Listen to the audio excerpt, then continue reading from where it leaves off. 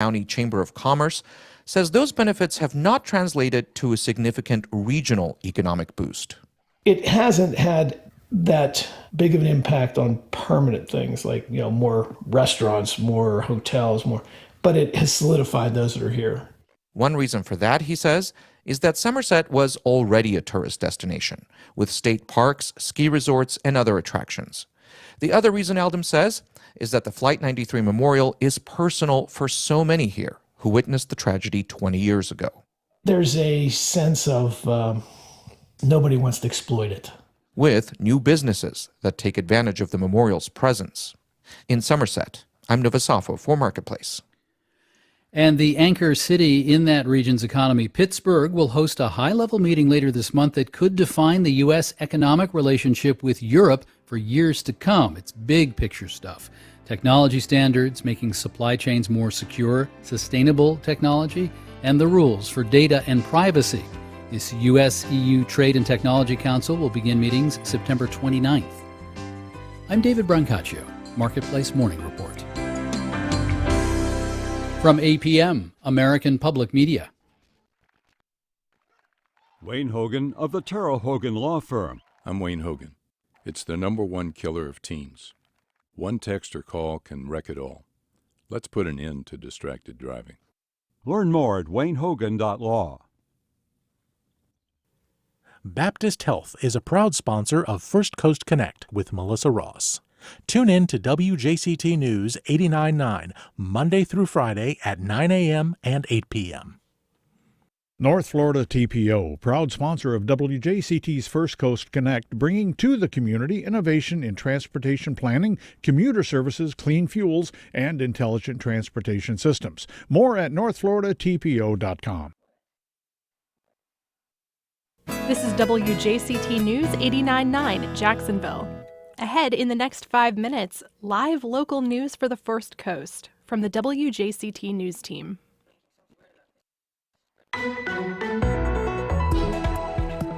Florida parents win again in the fight over masks in schools. I'm Melissa Ross, and just ahead this hour on First Coast Connect, what a new ruling on mask requirements in public schools around the state means for Florida families. That's coming up. Then later, I've been passionate about law enforcement. I've wanted to be a police officer since I was a little boy. And at 20 years old, I was able to fulfill that dream and begin my career, which has spanned 34 years next month. And my passion continues. And as I look around our great city, I see numerous areas that we need to do better in. Another candidate throws his hat into the ring in the race for Jacksonville Sheriff. We'll speak with Chief Matt Nemeth. And what's going on at our digital magazine, Adapt. That and more, just ahead.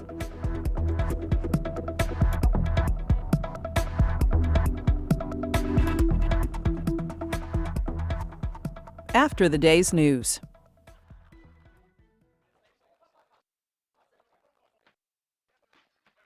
Live from NPR News in Washington, I'm Corva Coleman. A plane load of more than 200 people, including some Americans, is expected to depart Kabul's airport for Qatar.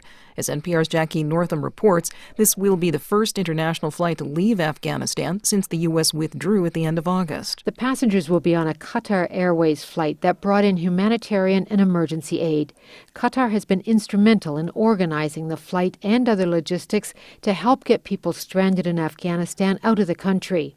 Doha's special envoy to Afghanistan, Mutlaq al-Qahtani, who flew into Kabul today, stressed that this was not an evacuation flight, that people were leaving of their own free will and had tickets and boarding passes. But everyone getting on board needs passports or other documentation, something many vulnerable Afghans don't have. Meanwhile, hundreds of people, including Americans, have been waiting for days at an airport in Mazar-e-Sharif, north of Kabul. They're still hoping to leave. Jackie Northam, NPR News, Islamabad. The Food and Drug Administration is expected to weigh in today on e-cigarettes. NPR's Allison Aubrey reports the agency is under a court-imposed deadline to either approve or deny the applications of companies that want to continue marketing their vaping products. Hundreds of companies market electronic nicotine products, and now the FDA will determine which ones can stay on the market. The question is whether the benefit for adult users who are trying to quit smoking cigarettes outweighs the risk to youth who can become addicted. Juul says it continues to combat underage usage, yet many health groups have asked the FDA to deny the company's application. Here's Erica Sward of the American Lung Association. The history and their actions are clear that they're interested in addicting a new generation. And no Juul product, whether it be tobacco flavored or menthol flavored, should be allowed to remain on the market. The agency is expected to release some decisions today. Allison Aubrey, NPR News, Washington. President Biden will give a major speech later this afternoon. The White House says he'll lay out a 6-step plan to combat the pandemic. The steps involve getting more Americans COVID-19 vaccines, keeping schools safely open, and protecting the U.S. economy. The speech comes as the Delta variant continues to fuel a surge in cases across the U.S. Tropical depression Mindy made landfall last night on the Florida Panhandle. It weakened quickly, and National Hurricane Center specialist Richard Pash says Mindy is now swirling over southeastern Georgia. We expect the center to move across southeastern Georgia this morning and over into the western Atlantic later on this morning or early this afternoon. But it will be spreading some heavy rainfall still over portions of Georgia and coastal South Carolina through this morning. He says 2 to 4 inches of rain will fall in the region, although some isolated areas could get up to 6 inches of rain. You're listening to NPR. And the time is now 4 minutes after 9. This is WJCT News 89.9 in Jacksonville. COVID-19 hospitalizations are decreasing in Florida, although the state continues to lead the country in daily deaths from the virus.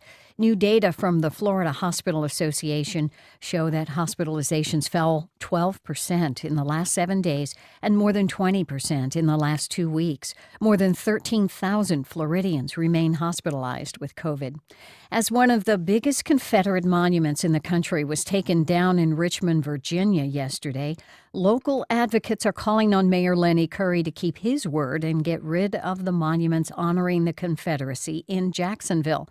About a year ago, Curry ordered that the Confederate statue in what was called then Hemming Park be taken down, saying that all Confederate monuments in Jacksonville would be removed. And now Ben Frazier with the Northside Coalition says the monument to the women of the Confederacy in Springfield Park should be next. This is supposed to be a park for everyone. And instead, we have this heinous and horrific monument that represents the Civil War, a war fought to keep my people in chains, a war fought to perpetuate slavery and white supremacy. The Northside Coalition plans to hold protests until the city acts. 76 degrees right now in Jacksonville. Some brief downpours today and the temperature reaching 87 this afternoon. Support for NPR comes from NPR stations. Other contributors include Zoom, used by 500,000 businesses. With a single platform for video, phone, chat, and conference rooms, Zoom enables real-time collaboration no matter where teams are located. Zoom, how the world connects.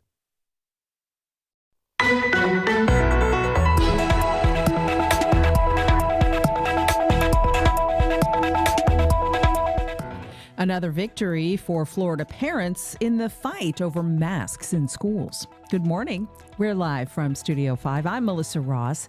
This is First Coast Connect. Thanks for listening. Just ahead, we'll tell you what the ruling means for Florida students. Give us a call now, 549-2937. Then later, JSO Chief Matt Nemeth on his campaign for sheriff. That and more all coming up. But first this morning, Florida parents have won again in a court fight over masks in schools. A judge in Leon County has ruled that it is not a breach of parental rights to enforce mask mandates, face coverings for students in public schools across the state. Earlier this week, Duval County began a mandatory mask mandate for students, joining 10 other districts around Florida who had defied an executive order from the governor to do the same. Jacksonville attorney Chris Hand has been following this. He's an expert in Florida constitutional law and the co-author of the book America, the Owner's Manual. Chris Hand, always good to have you on the show. Good morning.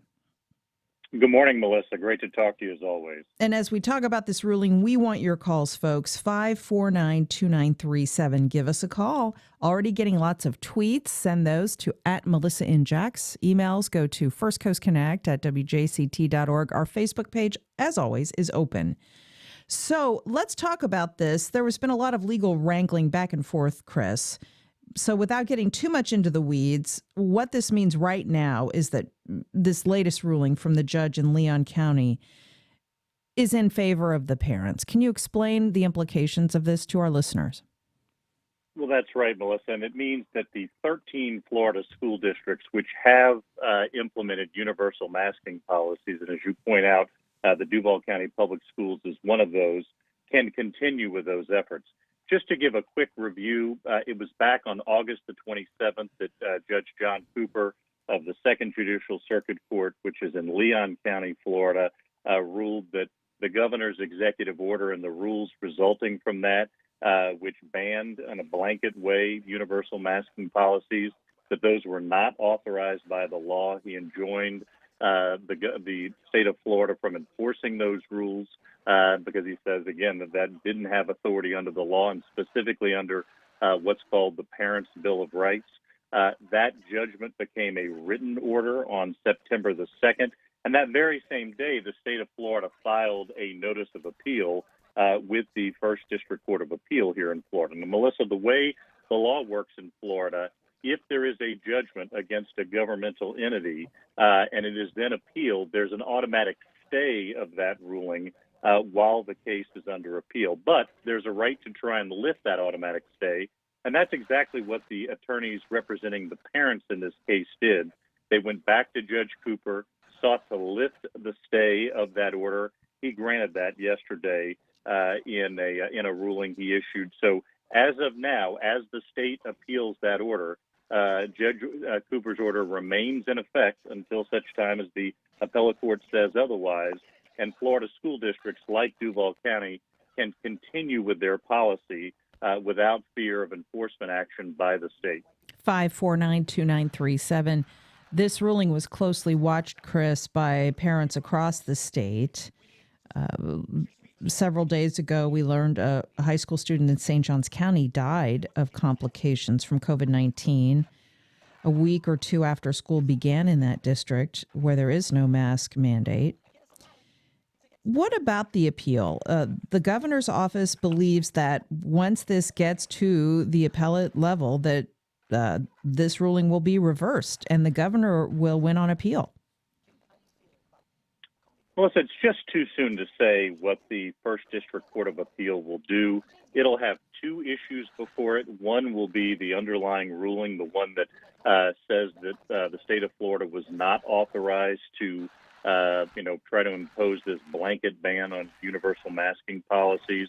That'll be one issue. The other issue will be the issue of the stay, the one that Judge Cooper decided yesterday. And so that'll apparently be on appeal as well. But I think one of the key issues here, Melissa, that Judge Cooper talked about, not only in his ruling yesterday, but in his previous ruling, is that we're just in a different period right now because of the pandemic, because of the Delta variant, and because of its, potential impact on kids. You just mentioned the very tragic story from St. Johns County that was reported last week. But the numbers, also tell the story. We're in a situation right now, Melissa, where the last weekly report showed that there were nearly 130,000 new COVID cases in Florida, more than 2,300 deaths. That included an increase in child hospitalizations. And, just yesterday, the Florida Hospital Association reported that there were more than 13,000 people hospitalized in Florida because of COVID. And you look at the schools, all of last year, the Duval County Public Schools had just under 2,500 cases of COVID. Now, less than a month into this school year, they have essentially equaled that number already. So we obviously are in a very different situation, not just from before the pandemic, but even from the first year of the pandemic. That was obviously very significant for Judge Cooper in all of the rulings he's made, and could be significant in the appellate review as well. A recent poll by Quinnipiac University shows that a majority of Florida residents approve of the ability of school districts to set these policies at the local level. This really has come down to a deep divide in this country, Chris, over what government means. The governor had argued that his Parents' Bill of Rights, which is the law in the state, gives parents the right to decide whether their child needs to wear a face covering. And we've seen these incredibly fraught school board meetings across the state and the country with people arguing about this. The view the judge has taken is that parents' individual rights extend only so far as they don't impact the public health of others. Can you talk a little bit more about the judge's reasoning? Absolutely, Melissa. And that's been sort of a major kind of underpinning to all of Judge Cooper's decisions here. In fact, it led the written ruling. He led his kind of verbal ruling and also led his written ruling when he, enjoined the state from trying to ban mask mandates. And it's that very fundamental principle of American democracy that we all have rights, but we can't exercise those rights in ways that infringe on the rights of others or harm others. You can't go into a theater and yell, a crowded theater and yell fire. Judge Cooper also said the example is people, adults over the age of 21 in this country are allowed to consume alcoholic beverages, but are not allowed to then go get behind the wheel of a car when they're intoxicated. So there's always a balancing act involved in some of these freedoms, and the issue of COVID is no different. If parents exercise their right to make a healthcare decision and a child goes to school unmasked and spreads COVID to others, then other parents have been denied their right to make healthcare decisions for their own children. That was a very important part of Judge Cooper's ruling. And when he looked at the Florida Parents' Bill of Rights, which is House Bill 241, it does say that parents have the right to make healthcare decisions for their own children. But it also says that the government is allowed to take action despite that right if that action is reasonable and if it advances a compelling state interest. And I think there's a very fair question to ask, what is a more compelling state interest than protecting the health of kids from a deadly pandemic, particularly those kids under the age of 12 who can't be inoculated against COVID? That was clearly a very important part of the judge's ruling, and of course, I think has been, to some extent, part of the rationale for now 13 different Florida school districts deciding to implement universal masking policies to protect the health of kids and teachers and school staff. Yes, up to 13 now. I had earlier referenced, I thought it was 11. You're right. 2 more joined in this. So more than 50% of the state's kids now are going to be under a mask face covering requirement. Let's go to your calls now for Jacksonville attorney Chris Hand. He is a constitutional law expert on Florida law. He's also the co-author of the book, America, the Owner's Manual. 549-2937. Kendra in Mandarin. Hey, Kendra, how are you? Good morning. Good morning. Great. Thanks for having me on the air. Sure. Gosh, I'm going to have a tough act to follow listening to Chris. He said virtually all the things that I think and say frequently, but I would like to add that 1/4 of the current people in the hospital with COVID are children. And going back to what Chris just said, that children who are under 12 are ineligible to receive the vaccine. So I think it's beyond important for 100% of the personnel and kids in a school building for 7, 8, 9 hours at a time to be masked. Thank you. Thank you so much for that, Kendra. We've also heard from teachers in local schools, Chris, who they had been masked for some time. They've reacted, for the most part, positively to this news, too. Well, first of all, Kendra, thank you very much for that call. And I think you raise a really important point, one that Judge Cooper talked about a lot in his different rulings, is that we're just in a fundamentally different period right now. In 2020, when kids were attending schools. And by the way, let's not forget that in the 2020-2021 academic year, last academic year, most kids who were going to schools were wearing masks, were under school universal masking policies, both here in Duval County and elsewhere. So we're not talking about a policy that's something unprecedented or nobody's ever tried before. You know what? It If was I in could, place just last year. let me jump in. It's this incredible frustration and weariness with it continuing that seems to be driving so much of this anger and opposition, Chris. But there's a big segment of the population that is just saying, no, we're just not going to do this anymore. Even though, as you point out, that the Delta variant has necessitated this.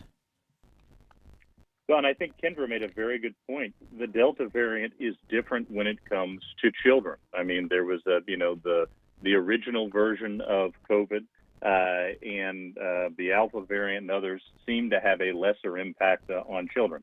I'm certainly not a doctor. I'm not a medical expert, but some of those who testified at the trial before Judge Cooper, and of course, local medical experts you've had on the show and have otherwise spoken here in our community have talked about the fact that Delta is different. And there has been increases in child hospitalizations. We've seen some very tragic stories in our region of children who've gotten very sick and maybe even died as a result of COVID, which is why I think you've seen a number of school districts try to take every reasonable action they can to mitigate the spread of this virus in schools, and why you have those 13 counties now that have universal masking policies. It is not just because they have an overall desire to protect the health of kids and teachers and staff, but also because the Delta variant is different, does seem to have a greater impact on kids, and each of those school board members in all of those 13 counties, including ours, have a constitutional duty to maintain a safe system of public schools, and in implementing those mask mandates, they are fulfilling that duty. It's 5492937. Mark in St. Augustine. Hello, Mark. Hey, good morning. First, I want to say I am a DeSantis supporter. However, I did not agree with his action on making it so that school districts could not come up with their own policies. I do believe that the policies are best served when they come up from the local level. But my observation is it's kind of interesting as you look overall at COVID. You had some similar pushback when the federal government came out with recommendations, and the states kind of decided, well, we're going to go our own way and decide what's best for our own state people. So, I just thought that was kind of an interesting observation. And you had a caller yesterday who made a comment about the practicality of wearing masks in schools. And although I'm not opposed to a school kid wearing a mask, I just wonder how truly effective they can be. Anybody who has kids know that they don't really follow the rules all that well, especially when it comes to mask wearing etiquette. And so I don't know. I know we're comparing last year in hospital admissions with kids to this year and sicknesses and hospital admissions. I also seem to recall last year so many more kids were being homeschooled at that time or going virtually and weren't in the classroom setting like they were this year. Yeah. All great points, Mark. Thanks so much. Chris, let's begin with home rule, local control that he touched on. Let's begin there.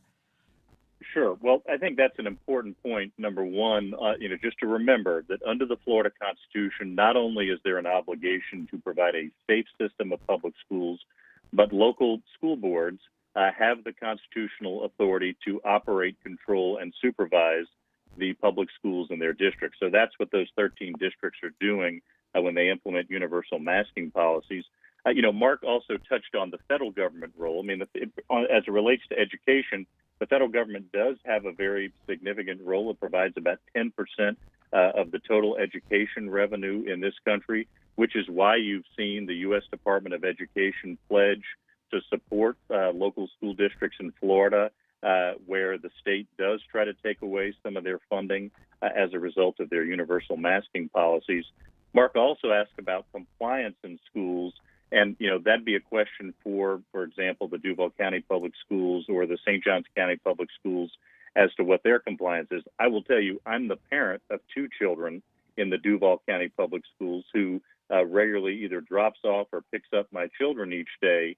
And from what I can see, compliance has been fairly good at both the middle school and the high school level. And of course, in order to ensure that compliance is widespread. The Duval County Public Schools has implemented that universal masking policy, which, Melissa, as you pointed out, started 2 days ago. Right. From what we hear from the child we still have in the Duval County Public Schools at her high school, compliance was really good even before the mandate went into effect. But let's hear from all of you out there. 549-2937. Sarah is in St. Johns County. Hi, Sarah. How are you? Good morning. Good morning. Good morning. I have question, I guess, slash comment. So the St. John's School District does not have a mask mandate for children. However, it does have a mask mandate or shield mandate for teachers and for visitors. And that just doesn't make sense. And I'm trying to understand what was the decision there. Are they trying to protect the teachers more than the students? It just doesn't make sense. And then the other thing that I wanted to comment as well is that I don't think people understand that the purpose of masks is to reduce the risk of getting the COVID or giving the COVID, not to eliminate it completely.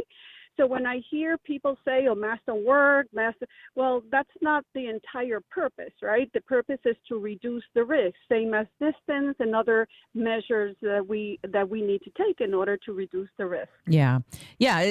Doing it in conjunction with other things, Sarah, helps protect everyone. Thank you for that. We have heard Chris Hand from a lot of St. Johns County parents. As she pointed out, the superintendent did require teachers and staff to mask up, but there is still not a mask requirement for kids in that school system. Well, Melissa, I know there's great concern in St. Johns County among many parents, and the numbers, like they do in Duval County, tell the story there. The last report that I saw from St. Johns County indicated that about 846 students have tested positive. More than 2,000 have been quarantined since the start of school. Among staff, I think there's been just under 100 who have tested positive, and others who have been quarantined as well. You mentioned the very tragic story of the high school senior who passed away last week, reportedly of COVID.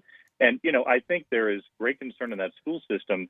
There was a report that the St. Johns County superintendent has said that if, the current trends continue in terms of sort of cases growing in St. Johns County Public Schools, they may have to go to distance learning like schools did at the very beginning of the pandemic. So there's some obvious concern at that level about the trajectory of the spread of the virus in St. Johns County schools. Here's a tweet for you. What about the repercussions for local charter schools who are not following the mask mandate? Can Duval County Public Schools enforce? We have heard from parents who have kids in local charter schools, and they are public schools. They are. Charter schools do operate under a different set of rules in many cases. They are exempt from a variety of requirements that apply to traditional public schools. I think that's going to be an interesting question as we move forward. What is the impact of this on charter schools? What policies do charter schools put into place? Obviously, there are several fairly prominent charter schools, for example, here in Duval County. So that's definitely something to watch. What mitigation measures are going to be in place in charter schools, and what authority does the Duval County School Board have to try and enforce its policy there as well? Again, charter schools are exempted by some provisions of state law from a variety of educational requirements. So that'll certainly be another issue to watch as we move forward. We'll continue to follow that. In the meantime, it's always great to get your legal insights. Chris Hand, attorney, constitutional law expert, and co-author of America, the Owner's Manual, encouraging all of us to get more involved in civics. Chris, always good to talk to you. Thanks. Thank you, Melissa. And much more still ahead. Later, drowning in debt. Why our new Adapt Florida investigation shows you why your flood insurance premiums are going to be rising soon. But up next. I've been passionate about law enforcement. I've wanted to be a police officer since I was a little boy. And at 20 years old, I was able to fulfill that dream and begin my career, which has spanned 34 years next month. And my passion continues. And as I look around our great city, I see numerous areas that we need to do better in. A new name joining the race for Jacksonville Sheriff. That's coming up.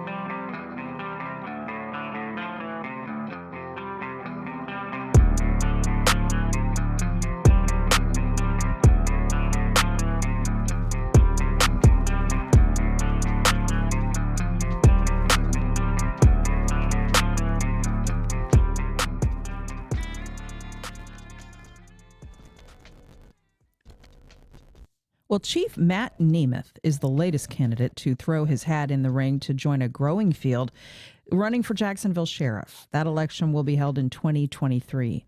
Now, Nemeth has had a long career with JSO, and I spoke with him about his campaign.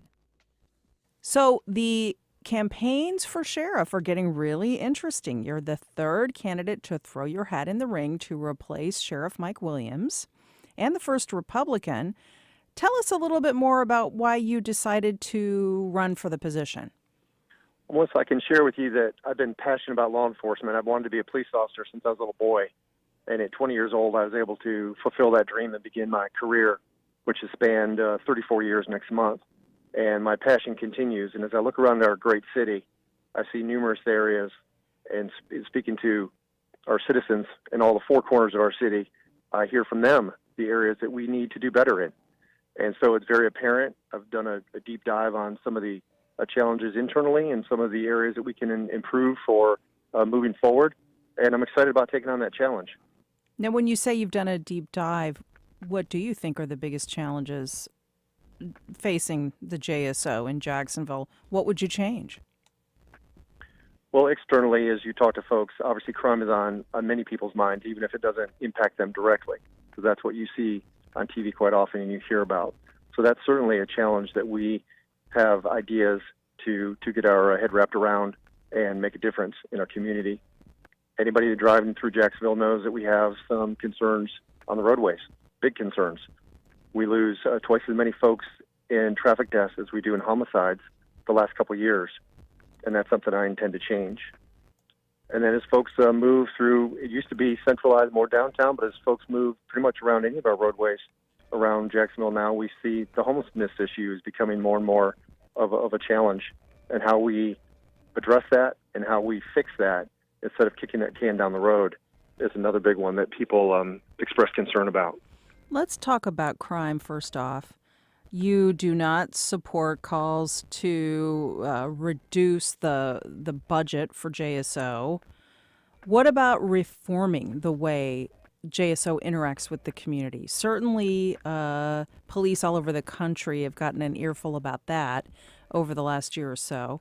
How do you see that shaking out with a new sheriff, and how would you handle community relations and the kind of preventive efforts that might make a dent in our city's crime rate?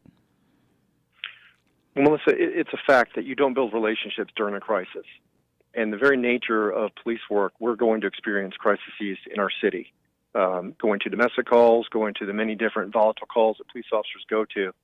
And it's critical that we've established relationships prior to those incidents occurring, where people know that when we go there and something bad does happen, that we're going to take the right path in resolving that issue. That's first off, and that's the community engagement component that is so critical.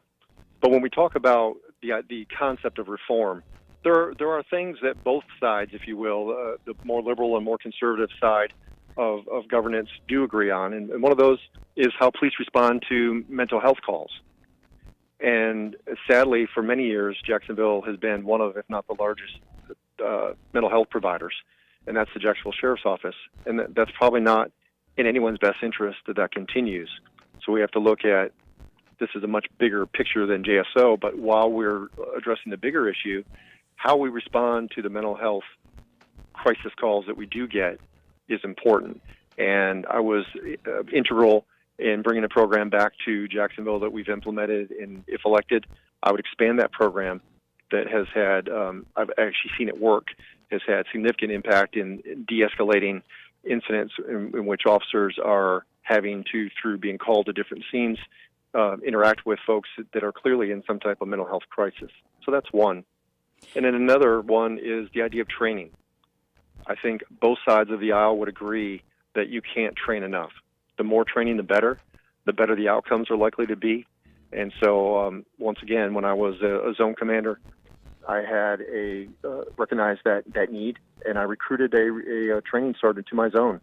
And it showed an immediate impact on how the officers responded, dealing with sort of the high liability issues that officers are often faced with, those unknown traffic stops, handcuffing people, the different things that they do.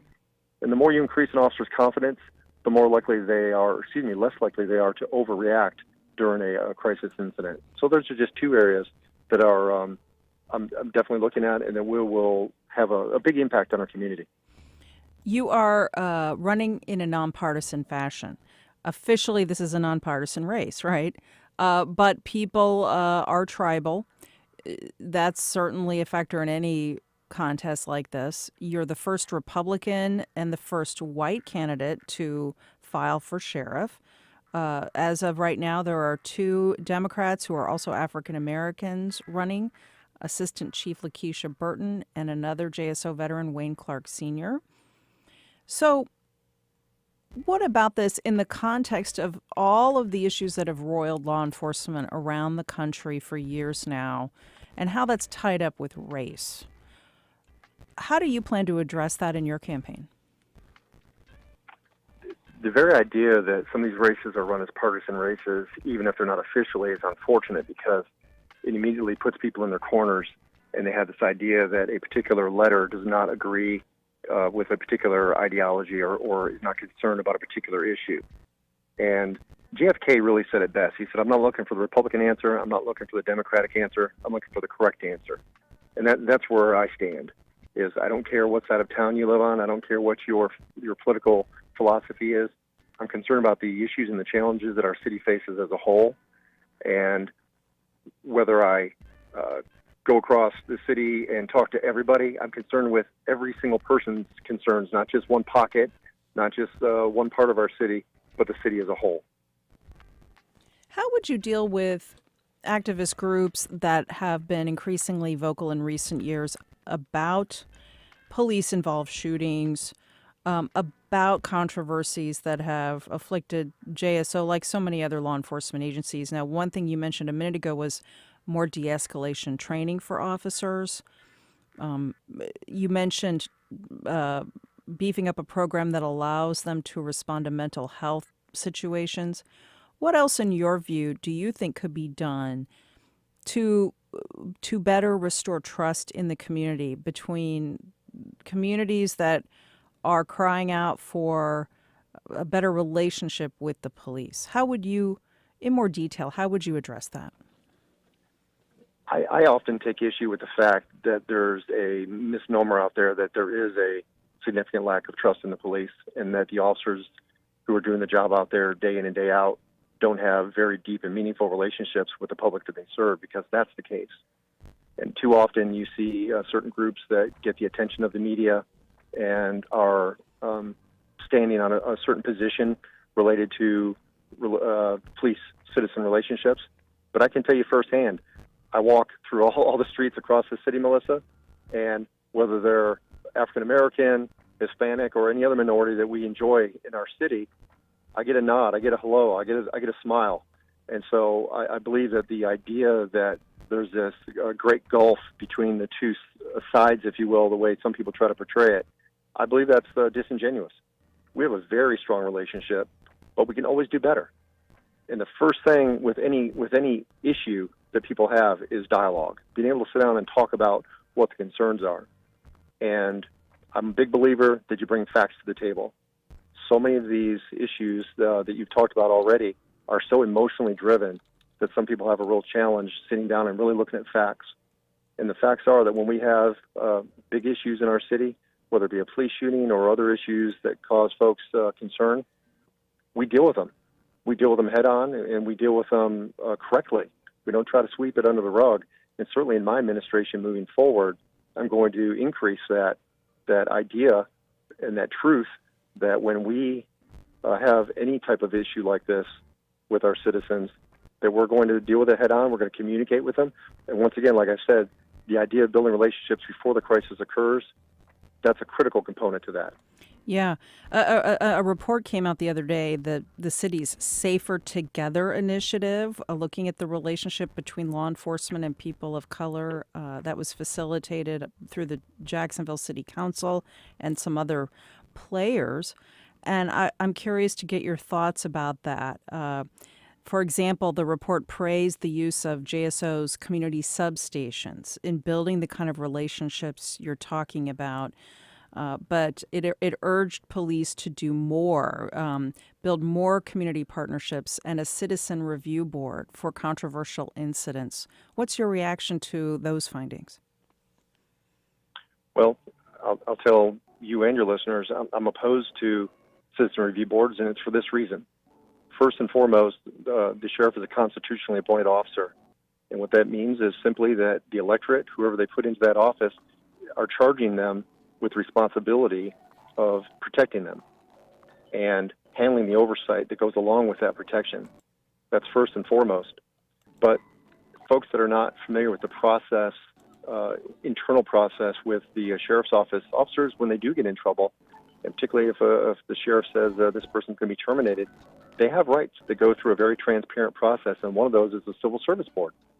And on the Civil Service Board is a group of people that the sheriff's office had no hand in selecting, and those folks will review the case and what the sheriff's office is asking, which in many cases is severe discipline or termination based on a significant incident, and they get to decide whether or not they're going to uphold the sheriff's decision or not.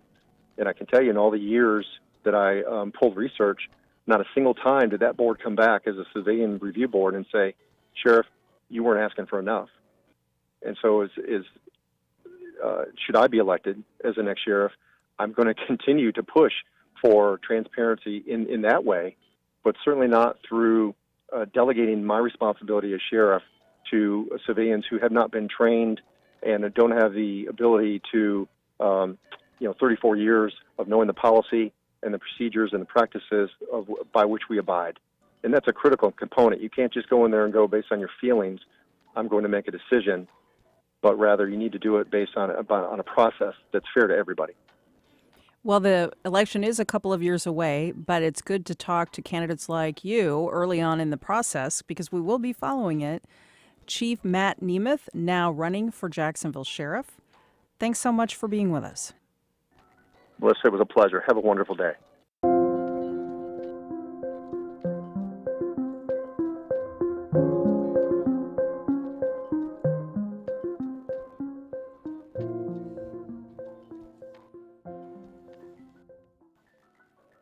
Well, nearly 2 million Florida households have flood insurance policies through the National Flood Insurance Program.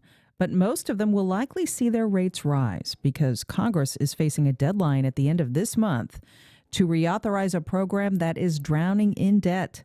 Brendan Rivers is our lead reporter at Adapt Florida, and he's been looking into this. Hey, Brendan, good morning. Good morning, Melissa. Okay, so this is of vital importance to our coastal state and the homeowners that try to insure their properties against rising waters. What's happening right now with all of this? Yeah, so the National Flood Insurance Program is basically the largest flood insurance provider in the country, I believe, and it's run by the federal government. And they have had a lot of financial issues over the past decade and a half or so. And to try to fix that, they are introducing this new system they're calling Risk Rating 2.0. And this is the first time they've changed the way that the National Flood Insurance Program calculates premiums since the 1970s. And it's supposed to go into effect on October 1st. And basically, the main things that you need to know as to what's changing is under the current system, flood zones are used to calculate a property's flood insurance premium. So whatever flood zone a house is in, that'll determine how much the premiums cost. Under Risk Rating 2.0, premiums are going to be tied directly to the specific features of an individual property. So they're going to go to a home-by-home basis. So under the current system, premiums have been rising on average about $8 a month. And under Risk Rating 2.0, it looks like about 80% of policyholders in Florida, which is about 1.7 million policies, will see their premiums increase. Now, most of those increases will be $20 or less per month, and about 20% will actually see their premiums decrease. And for those policyholders who will see premiums go up, those annual increases will be capped at 18%. And this is going to kind of be phased in because of the coronavirus pandemic. So the premium increases won't actually kick in for existing policyholders until April next year. But any new policies after October 1st will be subject to these changes immediately, and the premium decreases will also be able to get those discounts immediately. So that's the big change that's coming up. How much is climate change and then unbridled coastal development in Florida driving these changes in our state? I mean, based on the research I did, those are the two factors that are really driving this program into this insurmountable amount of debt. Right now, the National Flood Insurance Program owes well over $20 billion. And it wasn't really until Hurricane Katrina in 2005 that the program came insolvent. Up to then, it was pretty much able to pay off all of its debt with the occasional loan from the U.S. Treasury. But after Katrina and some of the other major disasters that have happened since then, they've just had this mountain of debt that's been building, and Congress has forgiven, I think, $16 or $17 billion, but even still, they owe over $20 billion. And that's really because of two main things. One is the subsidies that the flood insurance program provides. So the premium rates for most national flood insurance policies are supposed to reflect true flood risk, but Congress has required that FEMA subsidize flood insurance for properties that were built before a community's first flood insurance rate map was produced, and FEMA also grandfathers properties in at their rate from past rate maps. And then there's also these properties that are known as severe repetitive loss properties, and these are properties that have received 4 or more national flood insurance claim payments of $5,000 or more, or 2 claims where the total exceeds the value of the property. And there's only about 0.6% of the more than 5 million properties insured through the National Flood Insurance Program are considered severe repetitive loss, but they receive nearly 10% of all the damages that are paid out through the program. So these are the things that are really driving the issue that the flood insurance program is trying to fix with Risk Rating 2.0. And can Risk Rating 2.0 stabilize the program? It is so important for millions of Florida homeowners and homeowners across the country.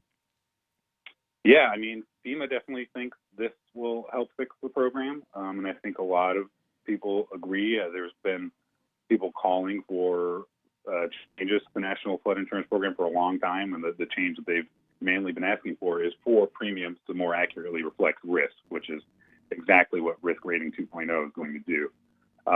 Now, Congress, they have a deadline to reauthorize the National Flood Insurance Program. That deadline is September 30th, so it's coming up soon. So we'll see what happens there.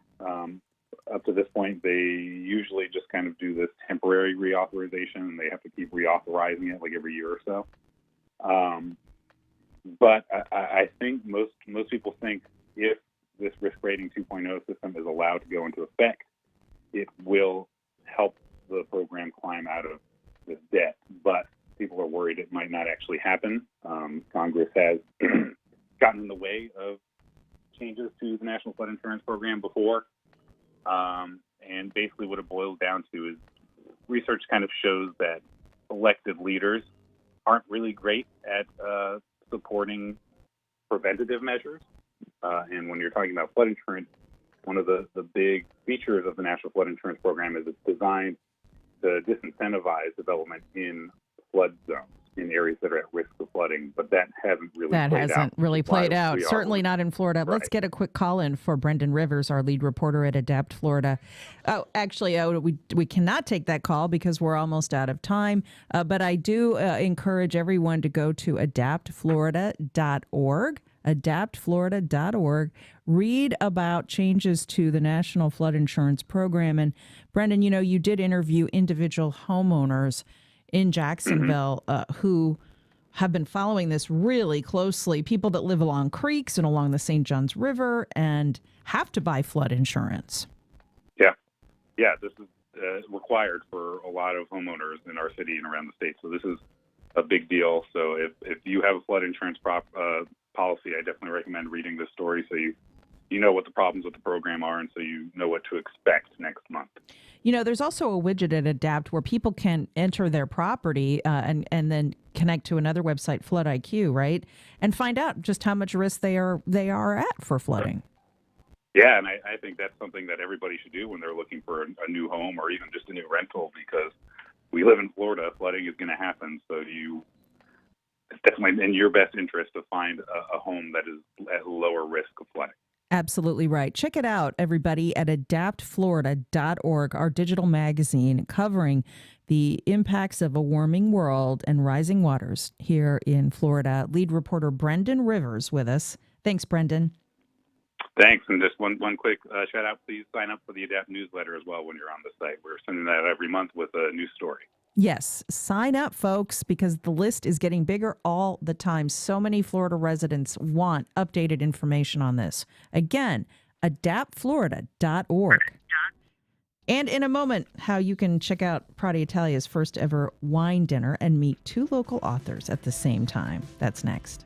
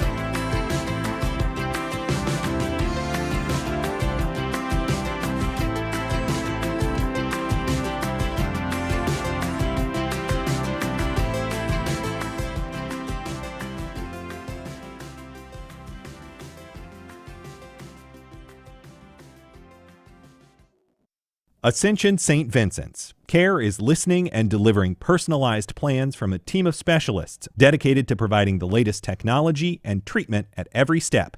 Information and appointments at getjaxhealthcare.com. Congaree and Penn, dedicated to agriculture and culinary endeavors, offering field-to-fork dining and outdoor experiences on over 300 acres. Sip, dine, explore. Information at congareeandpenn.com. Next time on The World, Elvis Costello does not speak Spanish, but the singers on his new remix do.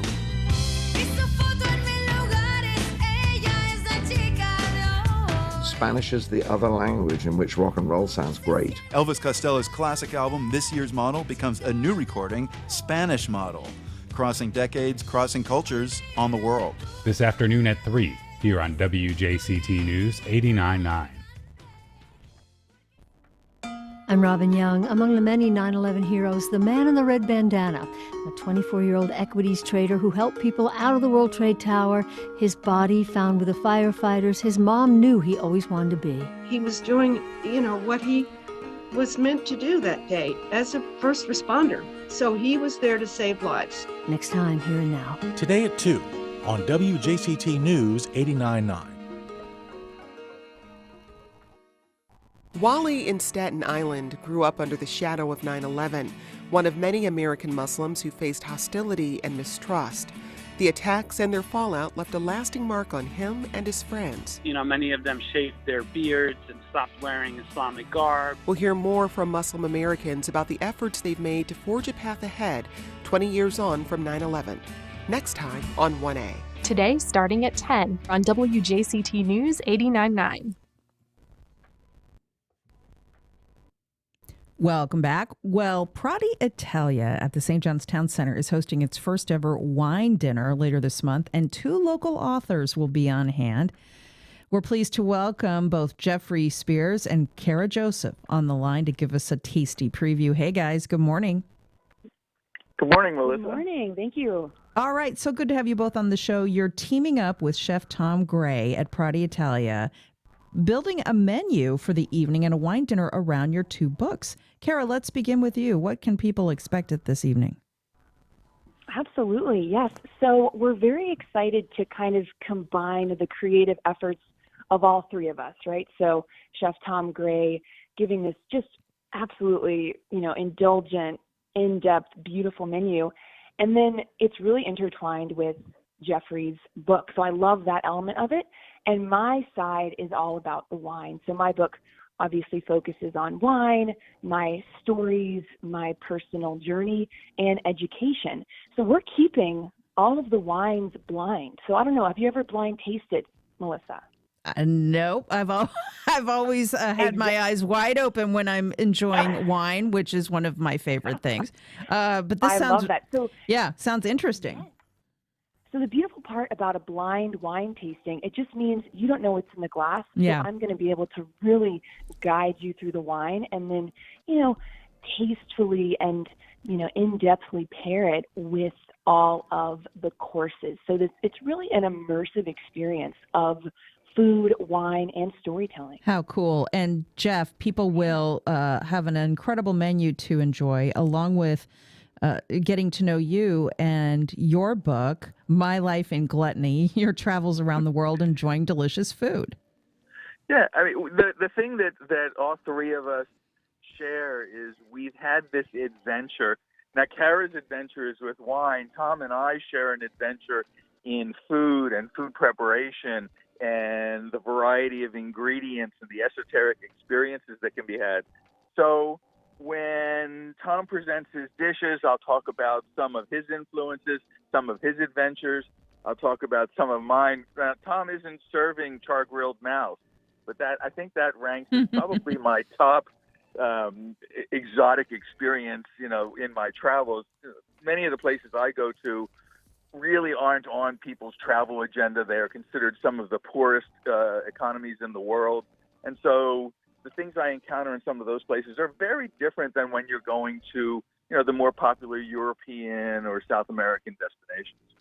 Now, not only will people get to enjoy great food, great wine, great storytelling, you guys have also partnered up with the beloved local bookstore, San Marco Books and More, to make sure people get copies of your books. Yes?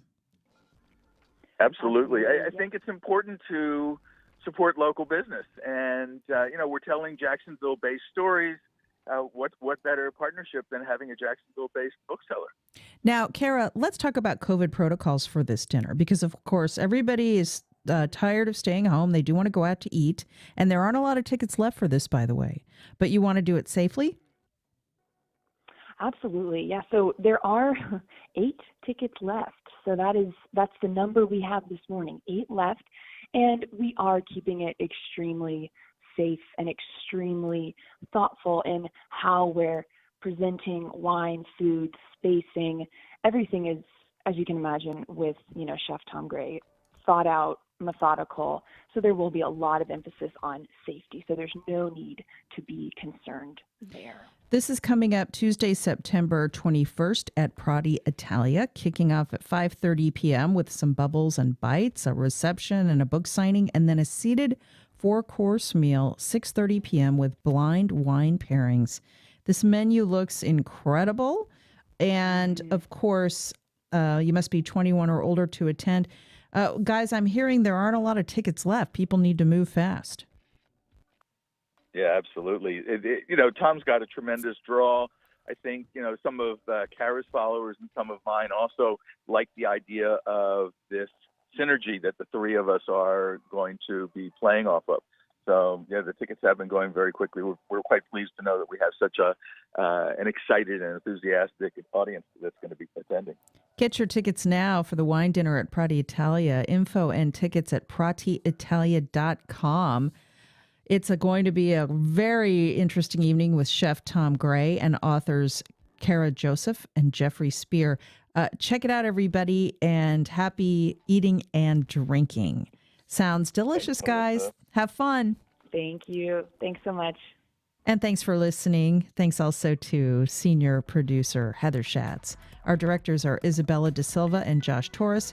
Catherine Hobbs is our associate producer. Jessica Palumbo is our newsroom's editorial director.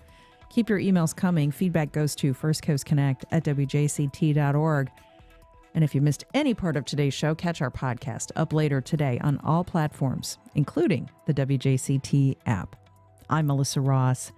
This is First Coast Connect on WJCT News 89.9 Jacksonville.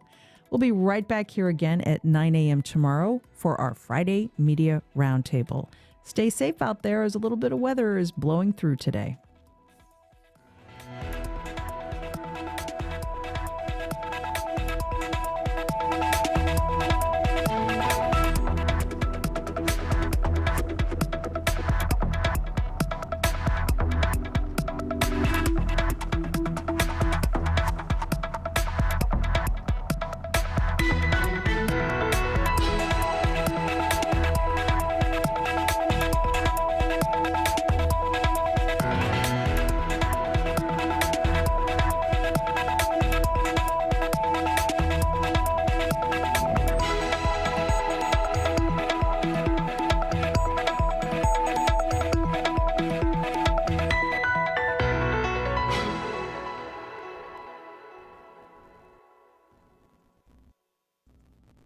Support for First Coast Connect is provided by Baptist Health and the North Florida TPO.